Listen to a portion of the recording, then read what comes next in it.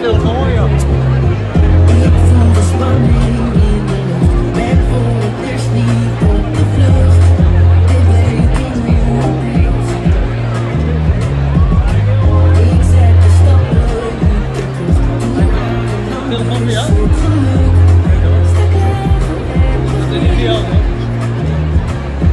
Niemand weet wat morgen geeft. Dus zorg maar dat je leeft. Waar ik nog pijn doe, wil ik niet doen. Ik wil met het dansen nog wat ik doe. Zolang er nog lucht is, is alles genoeg. Waar ik op denken, daar wil ik heen.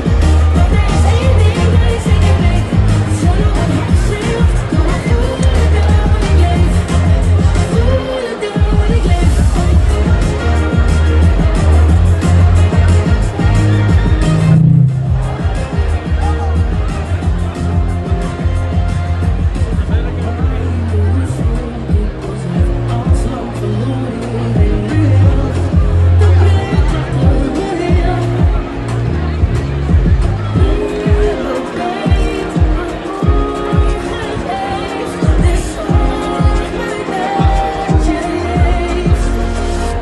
Waar ik nog pijn doe, wil ik niet doen.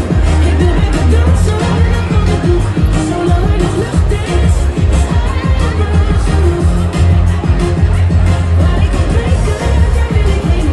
Want er is één ding dat ik zeker weet. Zolang mijn hart schreeuwt, kan ik voelen dat ik leef.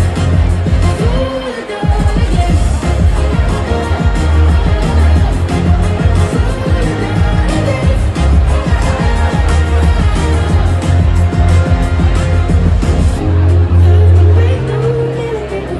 Ik wil blijven dansen, zolang er nog lucht is, zolang er nog lucht is, zou je nooit genoeg. Waar ik kan denken, daar wil ik heen. Want er is één ding dat ik zeker weet. Zolang mijn hart schreeuwt, kan ik voelen dat ik leef. Voelen dat ik leef.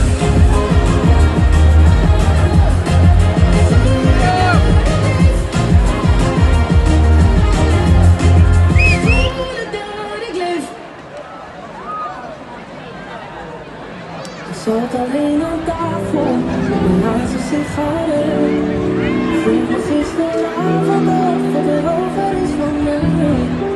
En ze voelt tevreden, hoe het gaat de laatste tijd. Vraag me op vandaag weer af, kom jij dat dicht bij mij? Ik heb jouw gedachten, begrijp ik die van mij? Schat, ik ben soms over, als ik zoveel verblijf. Ik ben soms zo dankbaar, dat ik voor mezelf. Ik ben er gevoel van voelen, waar we bij elkaar kunnen zijn. Van mij. En ik weet dat jij je best doet, dus zo zeker lijkt te zijn. Maar ben jij vrij van mij? Of alleen in mijn gedachten, zie het echt voor ik het aan. Dus blijf bij. Je let de deur uit na een waardeloos gesprek. Ben aan het aandansen, je hebt mijn laatste sigaret. Voor ik was in ruzie en dan samen weer naar bed. En ik wist het nog wel eens, maar ben de laatste die het zegt. Trots en ondankbaar, zoals jij in de stieping. Zit hier met een vrienden in de wortels met van diep. Als ik vraag hoe het gaat, ben ik niet de weg geleerd. Lekker dat ik kloppen tot ik alles weer fysiek blijf. Krijg mij niet wil ik zeggen, maar de feiten die vertellen van me moet ik blijven verder. Weet ik vast niet, maar ik voel die pijn nog wel. En dan praten en ik zit zoveel gevoelens blijven leggen. Waar ik me thuis hoor te voelen is een best. Zelf een stapje voor die SUV. Misschien was het wel allemaal het beste. Kan ik zeggen even Ik ben soms zo dankbaar, dat weet ik voor mezelf. Ik weet er gevoel van me, hoe het wij bij elkaar kunnen zijn. Van mij. En ik weet dat jij je best doet, dus zo zeker lijkt te zijn. Maar ben jij vrij van mij? Of alleen in mijn gedachten, zie het echt voor ik het aan. Dus blijf bij. Baby, denk ik wat is er nog over van mij? Mijn ziel en zaligheid het in mijn hoofd kort rijden. Jongens op de weg, maar aan het brullen altijd. Ja, dit is niet voor even en ik zo weer voorbij. Ja. Ik kon alleen maar groter worden. Nog bij echte vrienden, ik ging uit de rest. Kon wel zeggen, alle roem kan nog gestolen worden. Maar ik weet, ik het missen als het weg is. Ben je verdriet dit voor mij? Was je hier zo aan de kijk, maar toch zo eenzaam en blij. Ik ben aan het werk, wat je leven dat blijft. Maar als je weet van je ding, voel ik het leven bij je bij.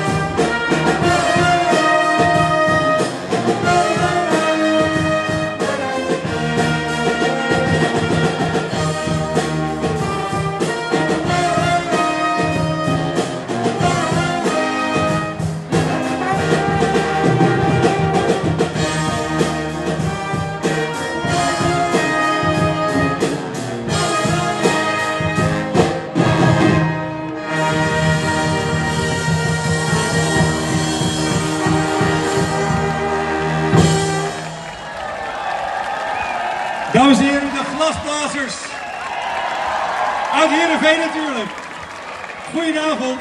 Dankjewel mannen. Ze kunnen nog zingen ook. Goedenavond. Van harte welkom in het centrum van Heerenveen. Sportstad Heerenveen. Schaatsstad Heerenveen. Wat is het lekker druk. Wat goed dat u er allemaal bent. Ik ben Jeroen Stomphorst. Ik heb de mazzel gehad om namens NOS. Ik had het voorrecht ook bij die schitterende prestaties te zijn in Milaan. En helaas niet de Cortina, maar vooral in Milaan natuurlijk bij de schaats- en shorttrackwedstrijden. Het was een geweldig feest waar onwaarschijnlijk goed is gepresteerd. En we gaan de sporters die dat hebben gedaan allemaal eren vanavond. Ze zijn sommigen al gehuldigd bij een sponsor in het dorp, in de straat, thuis natuurlijk. Maar vanavond zijn ze allemaal, bijna allemaal, hier in Heerenveen. Hoe ziet de avond eruit? Natuurlijk, we gaan ze huldigen. Al die Team NL sporters met en ook natuurlijk zonder medaille. Maar we gaan ook de icoon gedag zeggen, vaarwel zeggen van de shorttrack sport. En er is natuurlijk muziek, dat hadden jullie al gemerkt. Goed, allereerst geef ik het woord heel graag aan de burgemeester van deze prachtige sportstad. Hier is burgemeester Avine Fokkens. Nou, wat ontzettend veel mensen zijn hier. Geweldig. Ik had niet eens zien, zover gaat het. Maar afgelopen zomer hadden we de huldiging van Gerben van Manen, maar dit is nog meer dan toe. Fantastisch. Ja, we gaan vandaag de helden van 2026 even flink in de schijnwerper zetten. En heel erg mooi dat jullie daarbij zijn. De Olympische Spelen 2026. Het zijn de beste winterspelen voor Nederland tot nu toe. Ja, chapeau. Ja. 3 keer brons, 7 keer zilver en 10 keer goud. Ja, ja. Mooi, mooi, mooi. En daarmee hebben we de 3e plek behaald in het medailleklassement. En dat is echt een topprestatie voor zo'n klein land als het onze. Heel mooi. En wat waren onze sporters geweldig. En ieder van hen heeft absoluut het beste van henzelf gegeven. Met passie voor de sport en met volledige focus op het behalen van een super eindresultaat. Stuk voor stuk hebben ze gestreden op het ijs en in de sneeuw. En velen zijn daarbij boven zichzelf uitgestegen. Of het nou op het ijs was of in de sneeuw. Het was alleen maar oranje wat je zag. Oranje van Team NL, maar ook oranje van de supporters. En ook hier zien we dat nu opnieuw. Fantastisch. En onze Olympiërs die kwamen niet alleen terug met gouden medailles. Ze kwamen ook terug met bronzen medailles en zilveren. Maar wel met een enorme dikke gouden rand. We zagen sporters stuivertje wisselen tussen zilver en goud. En we zagen de oudjes winnen van de jonkies. En we hebben de matties goud zien vieren. En we zagen sporters, zowel individueel als in teamverband, onder enorme druk presteren. We zagen strijd op het scherpst van de snede, met soms verschillen van een paar duizendste van een seconde. En we waren natuurlijk ook getuigen van een huwelijksaanzoek. Ja. Ja. En wat we ook echt zagen was broederliefde en zusterliefde. Fantastisch. En uiteraard zagen we ook verdriet en sport. En verdriet en teleurstelling. Want ook dat is sport. Wat we daarbij vooral zagen is enorme wilskracht en veerkracht. Opstaan en weer doorgaan. Kortom, Team NL hebben ons 2 fantastische weken gegeven. En wat hebben we van ze genoten? Of het nou hier was of in Italië, we hebben alles met ze meebeleefd.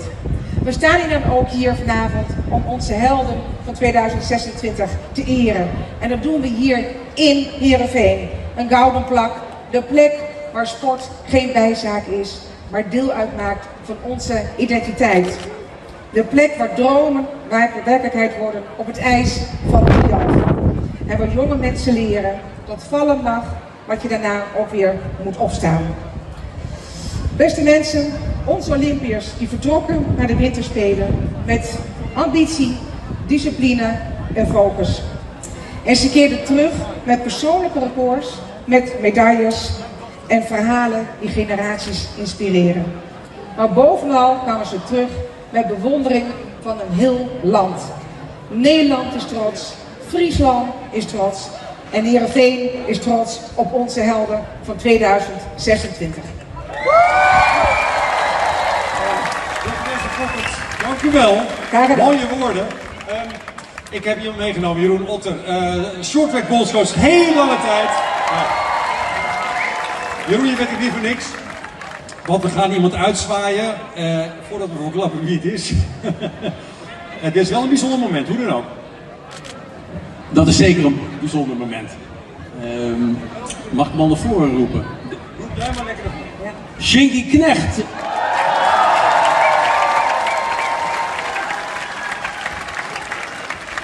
Shinky, jij hebt volgens mij Nederland toch wel in vuur en vlam gezet. Iedereen is het shorttrack gaan volgen. En Shinky was een persoon waar de meesten naar een ijsbaan gingen, Shinky. Die gingen daar om te schaatsen, om te trainen. Maar voor jou was het een playground. Jij ging daar en jij ontwikkelde je daar als een fenomeen. Je werd een enigma voor velen. Ik denk dat heel veel mensen, sporters, generaties die zijn aangesloten in die lange carrière bij jou, die heb jij doen geloven dat je geen Canadees hoeft te zijn, geen Koreaan, geen Chinees. Maar dat je als Nederlander ook gewoon de beste in de wereld kunt worden. En ik vind dat ongelooflijk knap van je. Maar dat zat hem natuurlijk wel in je creativiteit. Ja? Je was ongrijpbaar. En als die buitenlanders dan dachten van, nu heb ik hem te pakken. Ja, wat deed je? Dan had hij zo'n uitschuifbeen en hij pakte ze alsnog op de finish. Ja, dat is natuurlijk ongelooflijk. Je hebt iets gedaan wat anderen niet gedaan hebben. En ik denk iedereen die uiteindelijk na jou gekomen is, die bouwt op jouw schouders, Shinky. Applaus.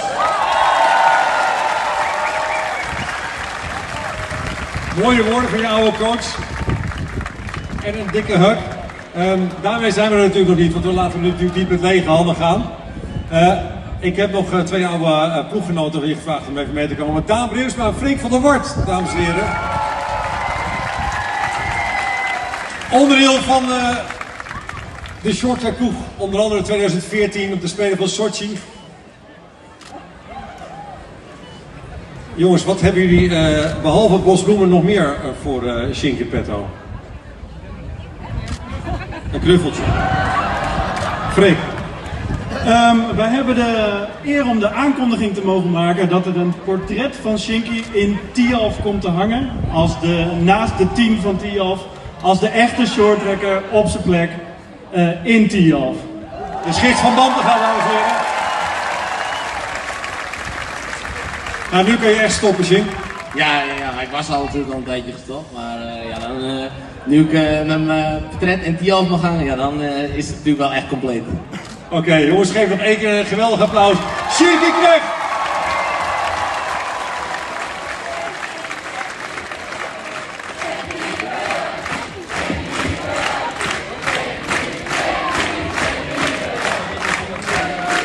Geweldig, dankjewel jongens.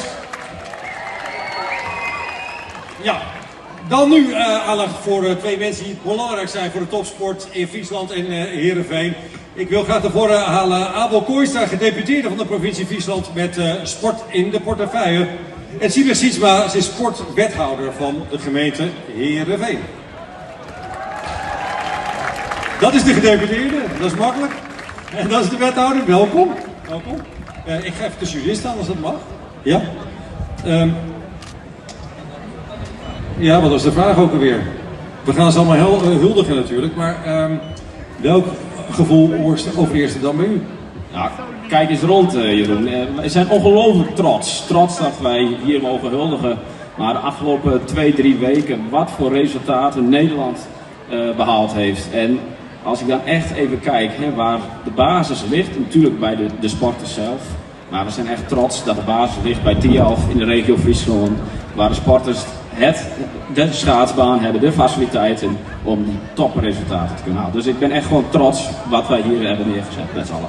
En er komen ook nog eens een keer een heleboel uit Friesland zelf, hè, natuurlijk, heel veel sporters, dankjewel. Maar ja, Tialf, als je aan Heerenveen denkt, dan denk je automatisch aan Tialf. In de rest van Nederland kan ik dat ook zeggen natuurlijk, en natuurlijk de voetbalclub. Tialf, hoe belangrijk is dat voor de sportcultuur in Nederland? Ik denk heel belangrijk. Iedereen kent natuurlijk Tialf. Het is ook geen gewoon ijsstation, maar echt de topsport ijsbaan van de wereld. En ja, je ziet dat het gewoon de bakermat is voor kampioenen. Die worden hier geboren. Dat wordt hier echt in Tialf. Krijgen zij de kans om te groeien naar het niveau wat we de afgelopen weken hebben kunnen zien. Maar dat is niet het enige, want er komen elk jaar 600.000, meer dan 600.000 bezoekers die trainen, sporten en dromen. En ik weet zeker dat daar heel veel weer nieuwe jonge sportertjes tussen zitten die denken, ja, al 4 jaar, al 8 jaar, dan sta ik er. Ja, en dan kom je automatisch ook hier terecht op het podium. Die jeugd staat hier misschien wel tussen. Wat wilt u ze nog meegeven? Ga bewegen, ga sporten, gooi de mobiel, gooi de Xbox of Playstation aan de kant. Ga lekker sporten met je vrienden en vriendinnetjes. En wie weet sta je over 10 jaar hier. Vruchtbare grond, dank jullie wel. Abelkoos, Sisma, dank jullie wel. Wij gaan door met een ongelooflijk mooie film.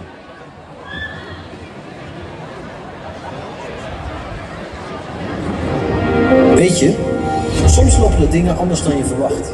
Yummy. Vooraf is er goede moed. Ja. Trust that you've never been more ready for anything as you are now. Maar dan begint het. En loopt toch alles anders. En soms betekent dat een medailleloos eerste weekend. Voor het eerst sinds Jorrit Bergsma's kleutertijd. Oké, voor? Een weekend dat plots in recordtijd glorieus wordt opgemaakt. Soms loopt niets zoals het moet. Valt alles in het water. Of loopt alles juist ineens op rolletjes. En soms, heel soms, is 40 niet eens zo heel uit. Ga genieten. Soms dans je als land een sport binnen. En soms zoef je zomaar opeens de wereldtop in. Of gewoon ineens de Olympische geschiedenis. Of de eregalerij van de woordspelen. En dan ga je?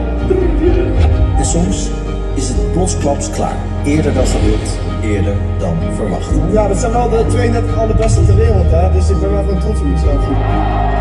Soms ben je met zilver de eerste verliezer. Ja, ik ben gewoon heel trots dat ik mijn Olympische buurt afsluit met 2 keer zilver. Soms de beste van de rest. Soms is het de kleur van eindelijk daar zijn waar je heen wil. Hier staan heel veel lieve mensen achter, waar ze nooit op gekund. En soms ben je even de maat der dingen.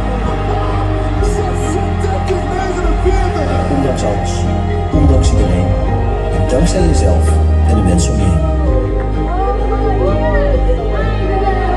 Soms zet je door, bijna tegen beter weten in. Voor die laatste keer, die laatste race, die laatste vreugde die voelt alsof het allemaal voor het eerst gebeurt. En heel soms overstijgt de sport het soms. Vriendschap, broederschap, onvoorwaardelijk het geluk van de ander kunnen delen. Zowel op als naast de baan. Zowel binnen het team als erbuiten. Succes en verlies zijn er om te delen, om te vieren en om te verwerken. Wat er ook gebeurt, er is altijd reden je te laten toejuichen. Soms door je geliefde en soms door iedereen op de plek waar fans en sporters samen thuis zijn. Want soms gebeurt het dat je in de spiegel kijkt en denkt, zijn wij dat? Zijn wij dat echt? Kijk, soms lopen dingen gewoon anders. Best vaak, als je achteraf over nadenkt. Maar soms is dat anders nog beter dan je ooit had durven dromen.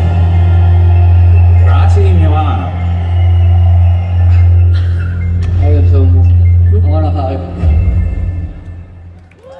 Is dat mooi?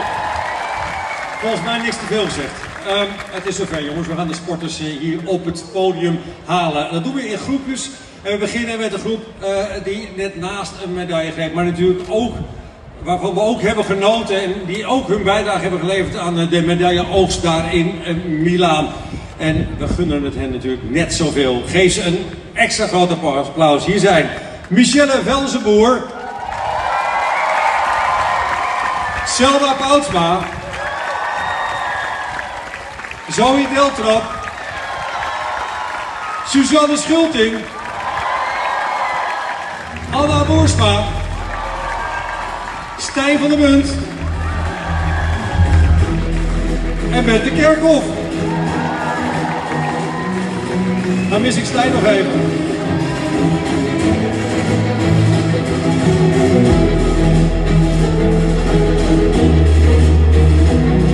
Ik ga even voor jullie langs.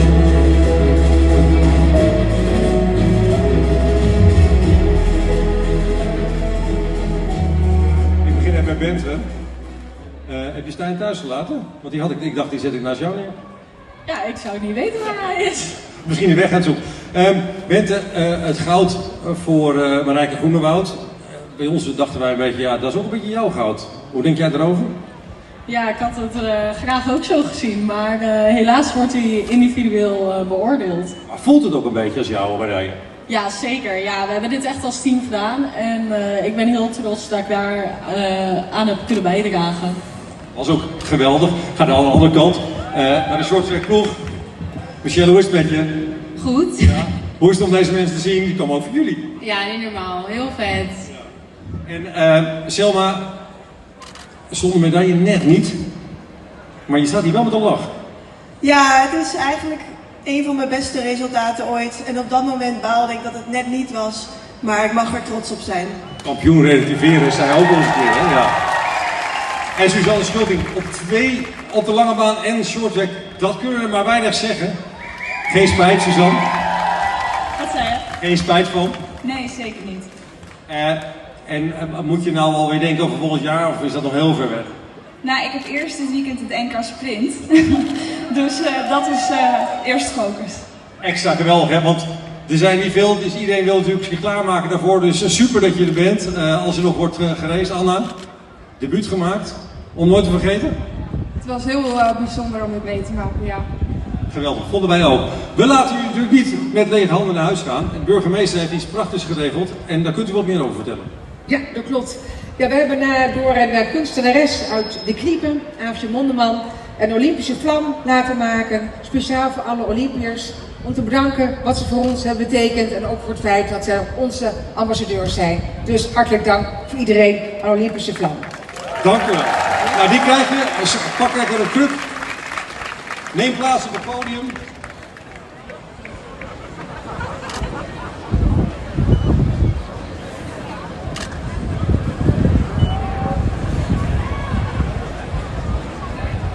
Als je wil, neem lekker plaats. Dank jullie wel. Gaan wij verder met de wagenhalzen van de bobbaan. Hier is Kimberly Bos.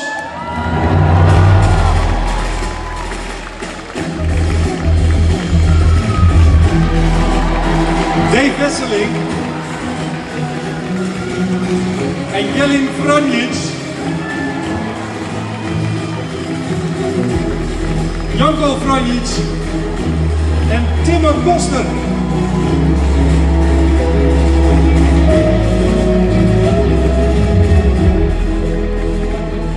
De grote wagenhalzen van Milaan, zou ik maar zeggen, van Cortina d'Ijs zaten wel in de bergen en daar was het echt wintersport, hè? Ja, daar was het echt koud en sneeuw. Kimberly, hoe heb jij het beleefd? Je ging er naartoe als wereldkampioen en het is natuurlijk niet zo gegaan zoals je wilde, maar ik zag jou toch uit die baan stappen met een gevoel van wauw. Ja, ik heb er heel erg van genoten. Er waren zoveel mensen langs de baan, wat natuurlijk een heel groot contrast was met Beijing. En heel veel Nederlanders. Dus... Ja, en dat gebeurt natuurlijk niet zo vaak. Nee, ja, er komen wel eens wat Nederlanders naar Winterberg, maar dit was wel echt veel grotere getalen. Dus toch met een goed gevoel terugkijken? Ja, zeker wel. Ik heb ervan genoten. Hartstikke goed. Dave, mag ik even tussenin. Dave, jij bent 4 jaar geleden voor het eerst in de bobslee gestart. En nu op de Olympische Spelen geweest. Hoe heb je dat gedaan? Ja, gewoon heel hard werken en goede jongens achter me. En dan is het allemaal best makkelijk als je terugkijkt. Ja, als je het zo zegt wel. Maar dat is ongelooflijk knap. Een 10e plaats in de tweemansbob. 13e de viermans. Ja, dat is volgens mij waar je van gedroomd hebt, toch? Ja, zeker. Het beste resultaat ooit voor Nederland in de tweemans. En volgens mij het tweede of derde beste resultaat in de viermans. Dus dat smaakt naar meer voor over 4 jaar. Kijk, dat is goed om te horen. Je gaat er wel even door. Zeker. In ieder geval nog 4 jaar. 4 jaar met deze 3 mannen? Dat moet je aan hun vragen. In ieder geval hun 2, maar hij weet het nog niet. Nou, maar dit haalt je wel over de streep, toch? Ja, ik bedoel, als je me heel lief aankijkt met die mooie ogen van hem. Ik denk dat het er wel in zit. Nou, kijk, er wordt zo geregeld, heel op het podium. Hoe heb jij het beleefd? Ja, het was ontzettend mooi. Natuurlijk die top 10 met Dave. Zijn eerste Olympische Spelen. Crazy toch? Ja, ongelooflijk. De medaille over 4 jaar zit er wel in. Medaille over 4 jaar, doe maar. Moet jij die Duitsers wel eruit? Het aantal schaatsers per land is naar beneden gegaan. Als dat nou ook bij Bobben gebeurt, hè, dan scheelt er weer een Duits team. Want die zijn nogal goed, maar die zijn te verslaan dus. Sorry? Zijn die Duitsers te verslaan? Ja. Is dat vaker zo? Want dat is lastig, hè? Het hele seizoen al niet opletten. Nou, Ik zit toch op de 4e plek, ik moet alleen maar terug zitten. en heel hard remmen, toch? Okay. Jongens, ook vieren natuurlijk een Olympic Flame van de burgemeester.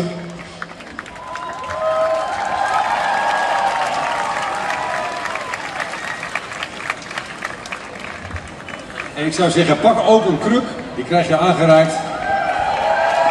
En geef ze een geweldig applaus, jongens. De wagen halen ze uit de bobbaan.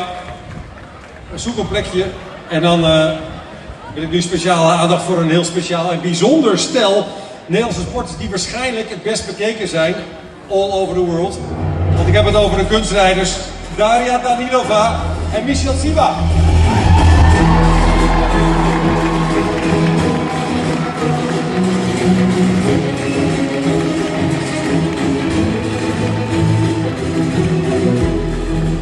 Het eerste Nederlandse kunstrijdpaar op de Olympische Spelen.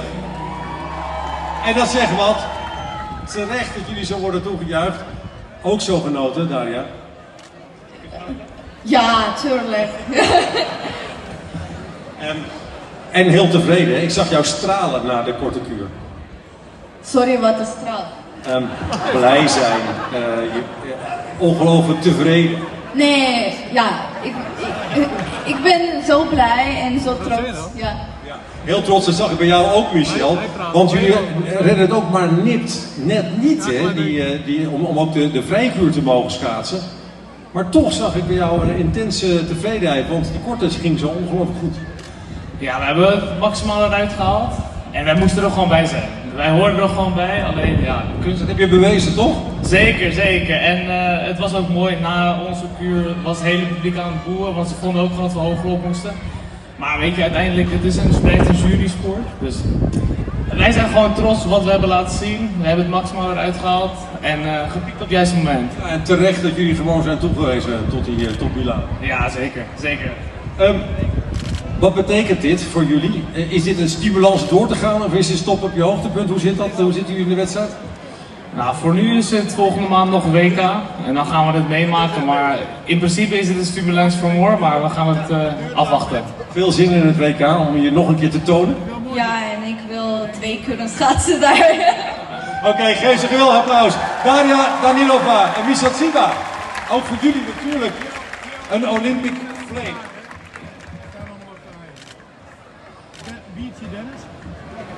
Er is nog zijn, kijk, 2 clubjes. Als we allemaal even opschuiven, dan is iedereen erbij. We gaan een razend tempo door, mensen. Brons en zilver. Hier zijn Kjeld Nuis.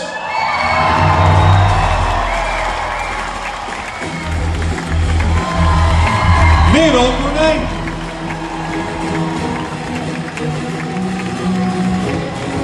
En Jenning de Bo.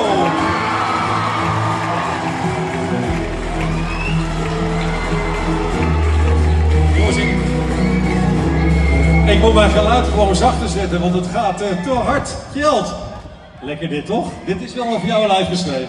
Nou, dit had ik serieus niet verwacht, nee. Ik ook niet. Nee. Kjeld is een held, dat is zo. Kjeld, ik had nooit gedacht dat ik jou ooit zo blij zou zien met een bronzen medaille. Ik ook niet. Nee. Dit voelt echt als veel meer, hè? Jawel, maar vanaf het begin van dit seizoen wel, hoor. Ik had internationaal zilver en brons was het hoogst haalbare. Vaak was er een Amerikaan die er sneller was. En die had ik ook nog bijna liggen. Maar Ning was echt veel te snel. En dat ik überhaupt een medaille heb mogen winnen, ben ik gewoon heel trots op. Ja, en dat is de ontwikkeling die je dan doormaakt als topsporter. Dat je dit ook nog meepakt, als het ware. Ja, sowieso. Ik denk dat alle sporters wel kunnen beamen van je gaat voor het hoogst haalbare. Nou, dat was dit en dat heb ik gehaald en dan moet je gewoon blij zijn. De beste race van je leven op dat moment eruit persen, dat heb je gedaan. Kjeld, dankjewel. Merel, voor jou is dat weer een tijdje geleden. Ja. Heb je medaille wel mee? Dat is vaak wel de bedoeling, hè, bij een huldiging. Dat willen we even zien. Maar we weten zeker dat je het zilver hebt behaald. Hoe kijk je erop terug? Ja, dat is echt heel erg mooi. En ook na de tijd in het, iedereen in het Team NL-huis en nu hier, dat is echt... Dit zijn er nog meer, hè? Dit is echt niet normaal. Dus dit is heel mooi. Merel Konijn, mensen. Tweede op de 5 kilometer, hè? Deze man 2 keer zilver, Jenijn. Ja, dat zegt genoeg, hè? Mijn exacte vakken waren heel slecht, maar wat ik wel heb onthouden is 2 keer zilver is goud, toch? Ja, voor mij wel. Ja, wat Kjeld eigenlijk net zei, dit was voor mij het maximaal haalbare. Er reed een supersnelle Amerikaan rond en ik kijk terug vol trots. En dan zijn die medailles dus even dierbaar? Ja, eigenlijk wel, ja. Wat is er nog te wensen voor jou? Ja, ik heb wel meteen gezegd, ik ben heel hongerig naar dat goud. En dit geeft wel een enorme motivatieboost voor de komende 4 jaar.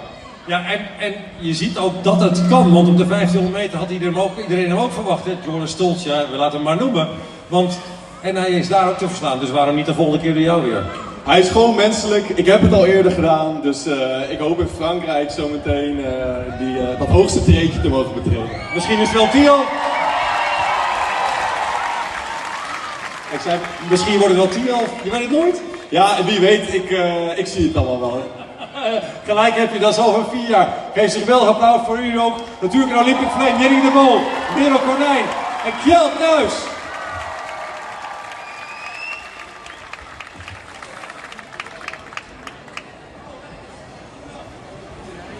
En zo wordt het podium nog mooier en voller met al die geweldige sporters.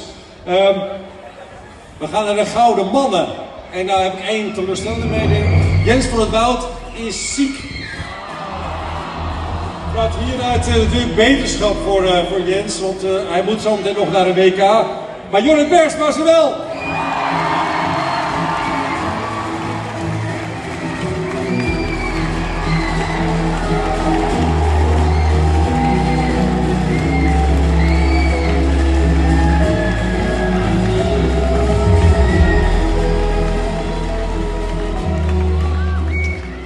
Jorrit, geweldig dit toch? Ja, dit is fantastisch. Volgens mij staat het tot oude schoot publiek. Want daar staat ook wel een scherm en daarachter staan ze ook nog. Ja, prachtig. Ja. Zal ik eens niet over je leeftijd beginnen? Hoe oud was ik alweer? Ik heb geen idee, ik begin ook niet over je haar. Maar je bent wel de grote held geworden zo'n beetje voor de Spelen, hè? Dat heb je wel in de gaten. Ja, het is een beetje bizar hoe uit de hand het is gelopen met de matties. De matties zijn ook al aanwezig achterin ergens. Matties, laat je horen! Ze staan echt helemaal achterin. Ja, dat is geen doorkomen aan. Ja, die hebben echt de magie meegenomen naar Milaan en ja, het is fantastisch. Zeg, die massastart was natuurlijk weer op zijn Jorrits, hè? Briljant weggeslopen, niemand die achtervolgde, bijna. Met dank ook aan Stijn van der Bunt, toch? Ja, Stijn heeft fantastisch werk gedaan. Ja, die is gaan storen erachter wanneer het een beetje in gang ging steken. Ja, en daardoor kon ik wegblijven en kon ik voor het goud gaan. Wanneer heb jij bedacht om weg te sluipen? Wanneer kwam dat plan in je hoofd? Nou, ik wou het eerst een beetje aankijken, maar niemand wou de eerste aanval doen. Dus ik dacht, dan doe ik het wel. En de rest is history. Ja, klopt. Ja, we reden weg en ze hebben ons niet weer gezien. En je had natuurlijk die bronzen plak van de 10 al op zak. Dat gaf natuurlijk een enorme boost, want dat had je echt niet zien aankomen. Ja, ik had er wel op gehoopt en op een goede dag wist ik dat het mogelijk zou kunnen zijn. Maar dat ik de regerende en drievoudig wereldkampioen Giotto in een rechtstreeks duel kon verslaan, dat was fantastisch. En dat was echt al een overwinning op zich. Pieken op het juiste moment. Ja, het kon niet beter. je bent. Vonden wij ook. Nog één keer een vlammetje voor jou ook. Een Olympic Flame, Jorrit Bergsma.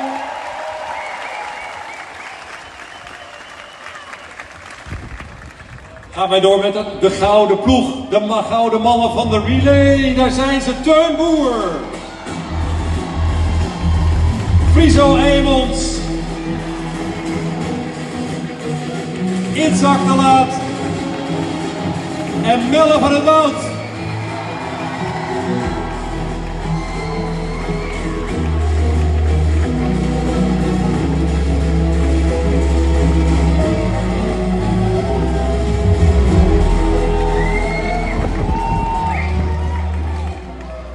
Ja, Jens is ziek, daar moeten we zo nog even over hebben. Maar gelukkig doet hij alles samen met zijn broer, behalve ziek zijn.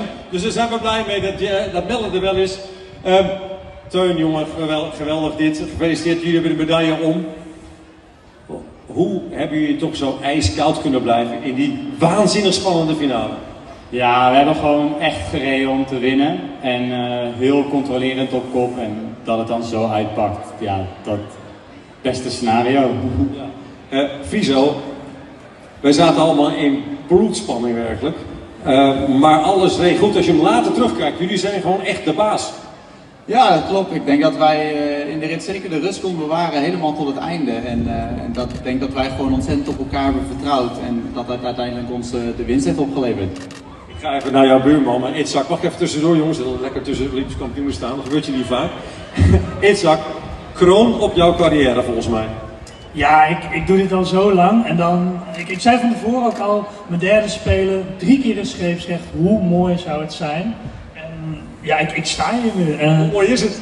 Ja, het is onbeschrijfelijk. Het is echt de kroon op mijn werk en ik denk ook gewoon voor de shorttrack. Ja, voor de mannen dat het eindelijk gelukt is. Want jij had die vloek natuurlijk ook van 4 jaar geleden, toen ging het met jou niet zo heel goed, zou ik maar zeggen. En dit is dan zo lekker, denk ik. Hè? Ja, ik denk dat 4 jaar geleden was het dieptepunt en nu het hoogtepunt. En dat weerspiegelt sport en shorttrack. En ja, het gewoon ziek dat het gelukt is. Al jaren erbij. Zit het er nu ook op voor jou? Die kans is niet klein. Het zit er bijna op voor jou? Bijna. Ga je nog mee naar het WK? Ik hoop het wel. Dat ligt aan de bondscoach. Dankjewel, Itzhak. Melle, jij neemt Kijk, zo gaat dat, hè, Melle? 2 medailles, jongen. Goud en zilver. Je staat hier dus ook een beetje voor je broertje. Hoe is het met hem? Nou, wij vroegen ons al af of hij gewoon een kater had of dat hij wel ziek is. Maar volgens mij is hij wel echt ziek. Ja, en gelukkig jij niet, dat zei ik al. Je doet niet alles samen. Jullie gaan de hele wereld over als broers. Dit was echt een droom, een sprookje. Hoe noem jij het? Ja, dream come true. Hier hebben we altijd over gedroomd. En dat het dan op de 500 lukt en dan ook op de relay en dan helemaal met de mannen samen. Dat is gewoon, ja, super sick. Toen jullie net klaar waren, toen zei jij, ja, ik zit ergens op een berg. Het is heel mistig, ik kan nog niet naar beneden kijken. Lukt dat nu wel? Ja, als ik al deze mensen hier zie, dit is echt niet normaal. Dus het mist begint aardig op te klaren. Dus het is een heel mooi uitzicht. Dat vind ik ook. Jongens, geniet ervan. Jullie krijgen natuurlijk ook het beeldje van de burgemeester. En geef ze nog een geweldig applaus, jongens. De Gouden Relaymannen!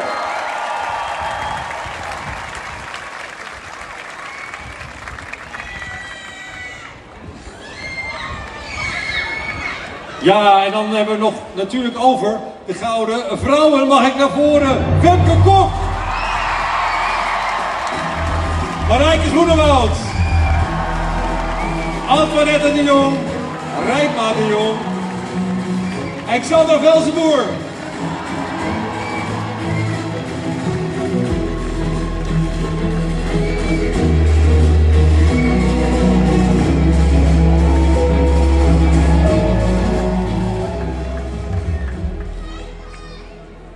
Dit zijn er veel, hè, Femke?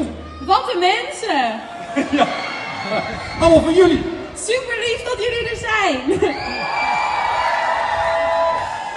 Femke Kok die reed naar voren en het zou zo mooi zijn geweest als er ook tegenstanders op de baan waren, want er waren ze eigenlijk niet te zien. Hè? Wat een afstand. Hè? Ja, het ging heel erg goed. Ja, best wel goed ging het, hè? Je had de 1000 al op zak. Je hebt al een aantal keer verteld, de druk lag heel hoog. En steeds meer kan je er dan ook weer steeds meer van genieten nu. Ja, zeker. Je leeft zo toe naar die wedstrijd. En als dan alles samenvalt en dat het zo goed is, dan kan ik daar alleen maar van genieten. Ik kom zo nog bij je terug met een speciale vraag van 2 kinderen hier uit het publiek. Dus blijf nog even bij ons. Marijke, jij maakte het waar op de laatste dag. Zat je nou in spanning, want jij bent natuurlijk Miss Mastard. Ja, het moest op het laatste moment gebeuren, maar ik ben super trots dat dat gelukt is. Ik had dit al ook met Bente Kerkhoff. Die heeft jou goed geholpen, hè? Ja, zeker. Ja. Die heeft genoeg werk verricht en daardoor kon ik fris de laatste ronde in en mijn snelste ronde rijden. Ook echt een beetje haar medaille ook. Zeker weten. Je ging hier misschien niet heen. Je had misschien wel meer gerekend. Maar uiteindelijk kan je denk ik heel tevreden terugkijken, toch? Met goud en zilver.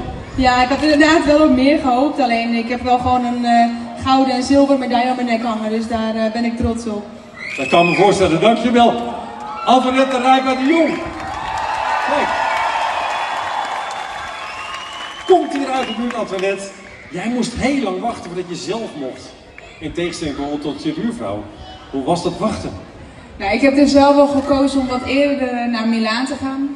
En dat heeft goed uitgepakt. Ik vond het niet erg. De tijd ging er super snel voorbij en zo kon ik me goed focussen op de wedstrijden. Ja, nou dat is redelijk gelukt. Want je ziet alles gebeuren om je heen. Je moet die focus blijven houden. Ja, ik vond het wel fijn dat ik gewoon in alle rust gewoon mezelf kon voorbereiden. Natuurlijk met de teampursuit vrouwen. En daarna was de 1500 meter ook al super snel. En toen knalde het werkelijk eruit. Ja, dit had je toch ook niet voor mogelijk gehouden? Nee, ik had die zilver en die bronzen had ik al, maar die gouden ontbrak.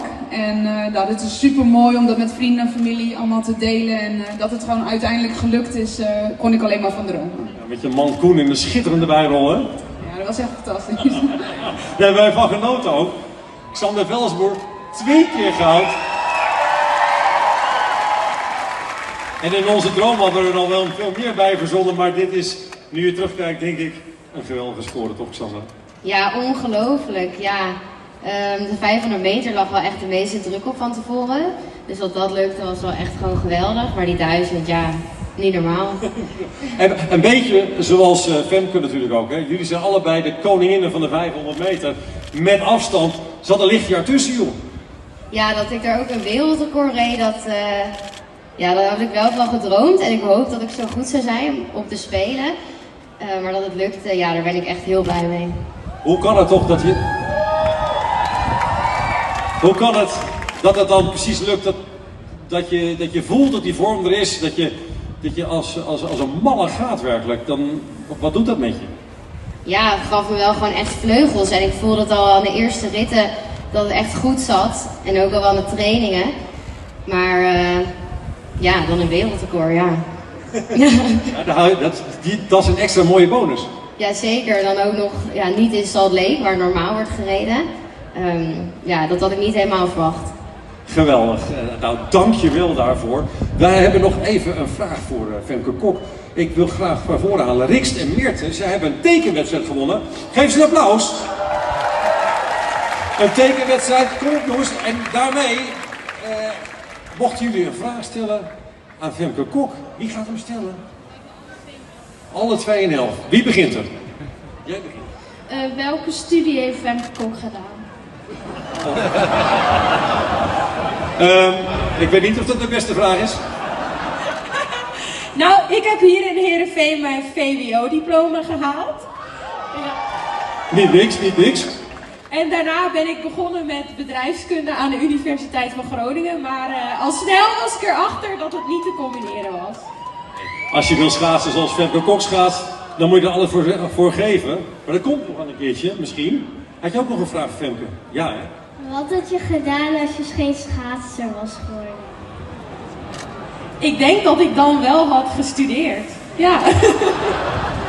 En wat was je dan geworden? Ja, dat weet ik eigenlijk niet zo goed, maar ik vind psychologie best wel interessant. Dus misschien zoiets. Vind je dat een goed antwoord? Ja, zit ze goed antwoord.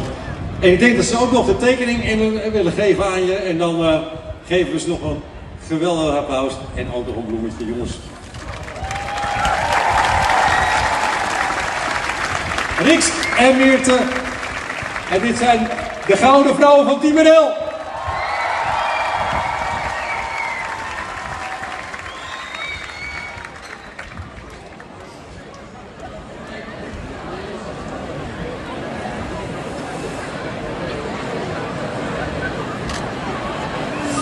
Ja, en dan zijn we er al. Dan zijn alle mensen op het podium. Dan wil ik vragen, jongens, kom een beetje naar voren voor de fotograaf. Overweldigende spelen zitten er nu echt wel zo'n beetje op. De derde plaats in het medailleklassement. We zijn ongelooflijk blij met jullie, ongelooflijk trots op jullie. Dus kom even bij voor de foto. Voor een mooie afsluiting. Kan iedereen hem nemen. Dan moet ik niet opstaan natuurlijk. Niks gewonnen.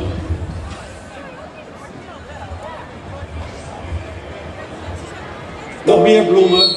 En dan wil ik iedereen van harte bedanken dat jullie hierheen kwamen. Time after time, I've done my sentence, but committed no crime and bad mistakes. I've made a few, and I've had my share of sin kicked in my face, and I've come through.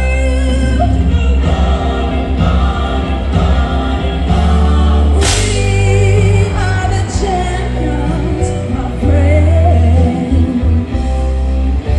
and we'll keep on fighting till the end. We are the champions. We are the champions. No time for losers, 'cause we are the champions of the world.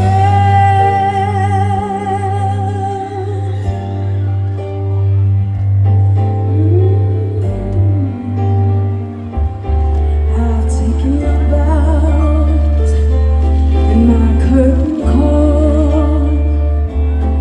I've had my fame and fortune and everything that goes with it, and I thank you all. But there's been no bed of roses and no pleasure cruise. I've seen the whole human race, and I come through.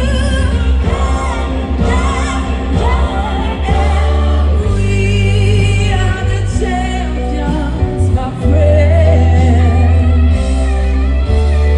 We'll keep on fighting till the end. We are the champions. We are the champions. No time for losers, 'cause we are the champions of the world.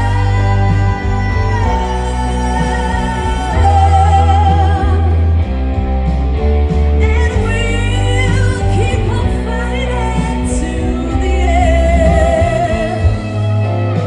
And we are the champions. We are the champions. No time for losers, 'cause we are the champions of the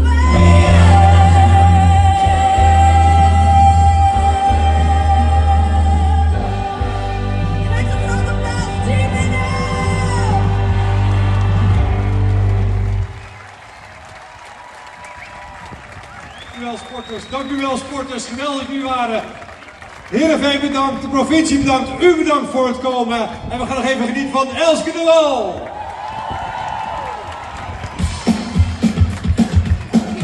Blijven jullie heel goed staan, hè? Let's go!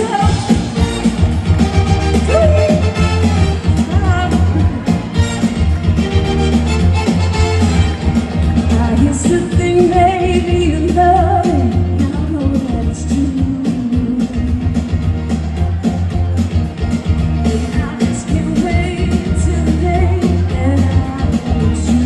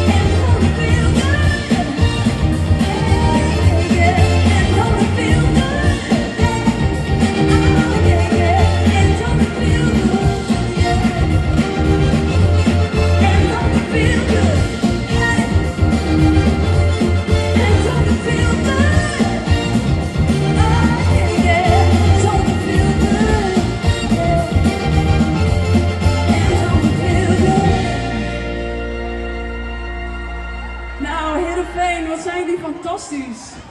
Wat zijn ze goed, hè? We zijn heel trots. We gaan meteen door met een lekker feestje bouwen. Ja, toch, waarom niet? Hebben jullie allemaal een glas te drinken, of niet? Daar achter bij de bar?